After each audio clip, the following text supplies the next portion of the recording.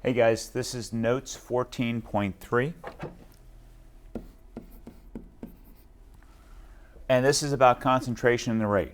One can gain information about the rate at a reaction by seeing how the rate changes with changes in concentration. Okay, so what kinds of things can we tell? If we take a look at concentration and rate and number of experiments, so this is not a table like you saw in 14.1, 14.2. Each one of these is an experiment where we mixed ammonium with nitrite. So ammonium with nitrite, and the initial instantaneous rate is given to us over here. So we have our concentrations here for ammonium at 0.01 and 0.2 for nitrite. So 0.01 for ammonium in molarity and 0.2 for nitrite in molarity. So for this first experiment, they took 0.01 ammonium nitrite, combined it with 0.2 of nitrite, and then you see the overall reaction. If we take a look at the first two, notice that nitrite does not change, so that these two are the same, right? 0.2 and 0.2, and I doubled the rate of ammonium. I doubled the concentration of ammonium, and look what that does to the initial rate. The initial rate changes then. It goes from 5.4 times 10 to the negative 7th to 10.8, exactly 2 times. So if I times this one by 2, and I keep this one the same, I keep the NO2 the same, then notice what happens between these two. I times the rate by 2. Okay, now that's significant. Notice that for 5 and 6, when I'm comparing experiments 5 and 6, notice that my concentration for 0.2 for NH4 for ammonium is exactly the same, but over here I go from 0.0202 to 0.404.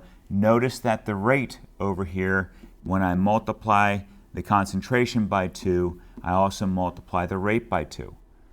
Okay, that means that nitrite then, when you double the concentration, it doubles the rate of the reaction, and that's important.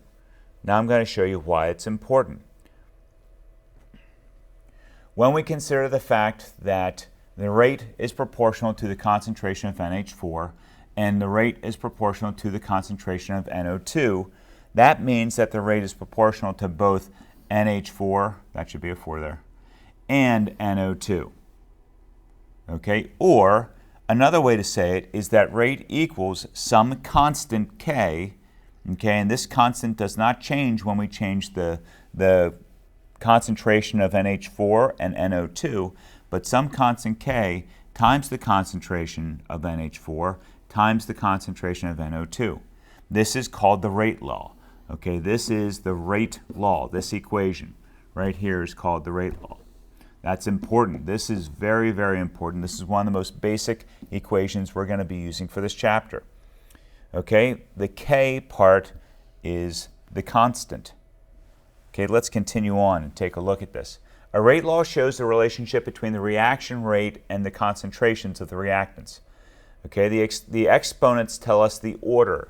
Okay, so when I have my rate law equals K times the concentration of the first reactant, K times the concentration of the second reactant, what it means by the exponents would be any exponent that would be here for A and any exponent that would be here for B. Okay, then I show this down here. This reaction is first order because when we multiply 2 for the initial concentration, then the rate is also times 2.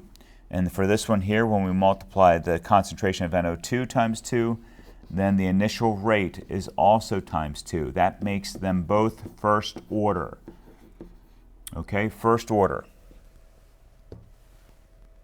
The overall reaction order can be found by adding the exponents of the reactant. So here's what I mean by that. Here's what this is saying to us.